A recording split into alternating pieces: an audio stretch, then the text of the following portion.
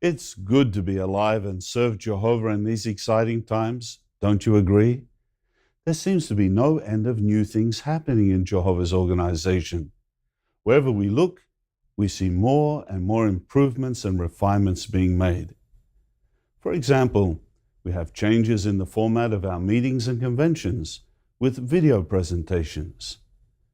The way we carry out our preaching work with the addition of metropolitan witnessing and the use of witnessing cards.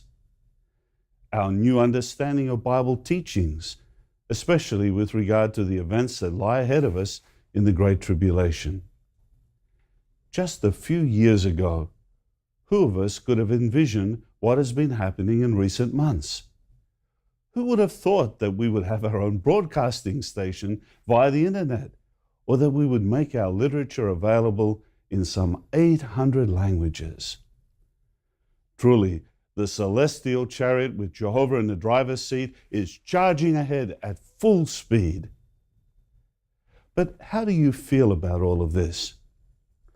For me personally, I reflect on the joy I feel at the end of each convention, whether it's a regional convention or an international one. Usually our hearts are filled to the brim and overflowing with joy and appreciation, aren't they? Our feelings of joy echo the words of the psalmist as recorded at Psalm 144, verse 15. There it says, "Happy is the people for whom it is this way. Happy is the people whose God is Jehovah." But realistically, we have to admit that those feelings of joy and exhilaration do not always last. It usually is a shock when we go home and have to face the realities of living in this wicked old world. As 2 Timothy 3:1 clearly states, these are critical times hard to deal with. So we shouldn't be surprised if at times we find it hard to maintain a positive attitude. We may feel down, discouraged, disheartened, and even overwhelmed by what we have to deal with. What can help us to maintain a positive viewpoint under such circumstances? Well, there are many things. To start with, let's consider briefly 3 scriptures. The first one is in Psalm 16, verse 11. "You make known to me the path of life. In your presence is abundant joy. There is happiness at your right hand forever." What is the lesson for us? Count your blessings. Now, the second scripture is Proverbs chapter 4 and verse 25. There it tells us, "Your eyes should look straight ahead. Yes, fix your gaze straight ahead of you." What is the point of this verse? Look to the future hope. See the bigger picture. The third scripture is Ecclesiastes 4 and verse 6. There we read, "Better is a handful of rest than 2 handfuls of hard work and chasing after the wind." So what do we need to remember? Get enough rest. We need to be careful not to allow too much TV watching or surfing the internet to rob us of necessary rest and sleep. Now, these are just 3 of many things we need to keep in mind. Another way to stay positive involves reading accounts recorded in the Bible. When we look to the biblical record, we can't help but be encouraged by the fact that the prophets of old had similar feelings to ours. They were people just like us. For example, let's read what James was inspired to say about the prophet Elijah. This is recorded for us at James 5, verse 17, where it says, "Elijah was a man with feelings like ours." James goes on to show how prayer was of tremendous help to Elijah, and it can likewise assist us. But what else do we learn from Elijah's example? Remember our dramatic Bible reading that helped us relive the exciting events of the time when Elijah challenged the false prophets of Baal and Jehovah proved that he is the only true God? Can you imagine how faith-strengthening it would have been to see fire actually come out of heaven and devour the sacrifice? What about the expressions on the faces of those false prophets? How would you have felt if you were Elijah? Then what happened next? The 3.5-year-long drought broke with a heavy downpour, once again proving that Jehovah is the true God and that Elijah was his prophet. Finally, Elijah outruns Ahab's chariot, running the 19 miles or 30 kilometers from Mount Carmel to Jezreel. If you were Elijah, do you think that you would have been on an emotional high? Your level of faith would have been at a peak, perhaps similar to how you feel at the end of an international convention. Remember, though, what happened next. The account at 1 Kings 19:3 and 4 tells us, "At that he became afraid, so he got up and ran for his life.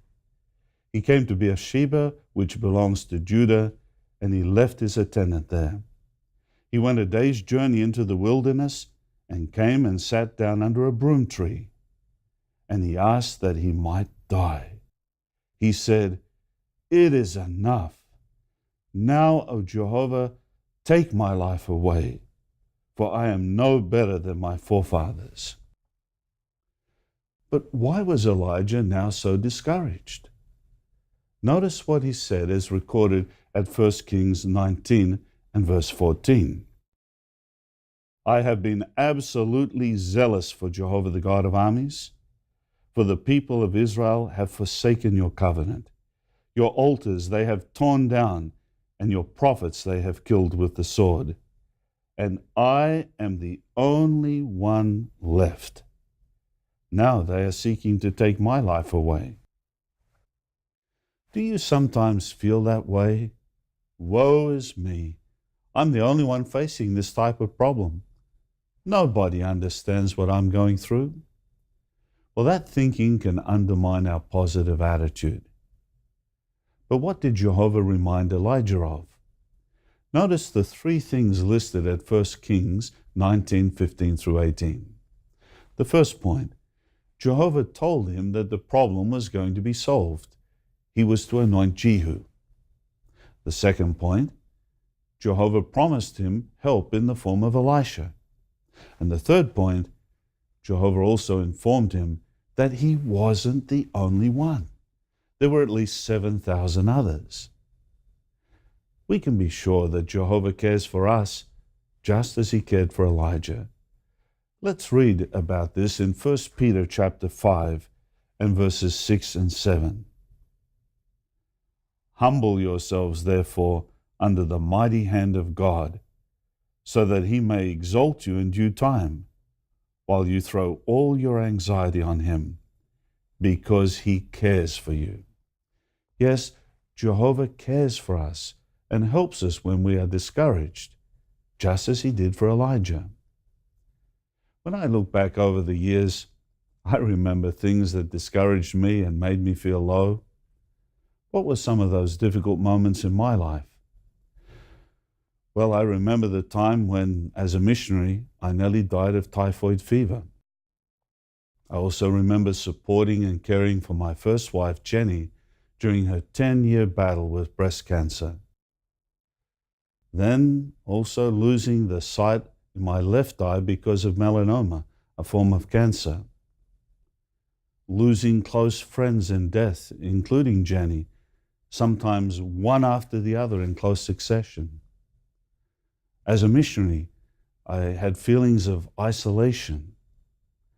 And then, of course, the frustration that comes because of my own mistakes and weaknesses. And trying to find a balance between what I want to do and what I can actually do. All those things have at times discouraged me. And I know that many of you have faced far worse challenges. But what can help us when we are overwhelmed by problems? Well, in addition to all the things that we've already discussed, we can find comfort in the words found at 1 Peter chapter 5, verses 9 and 10. But take your stand against him, that is the devil, firm in the faith, knowing that the same kind of sufferings are being experienced by the entire association of your brothers in the world. But after you have suffered a little while, the God of all undeserved kindness, who called you to his everlasting glory and union with Christ, will himself finish your training. He will make you firm, he will make you strong, he will firmly ground you.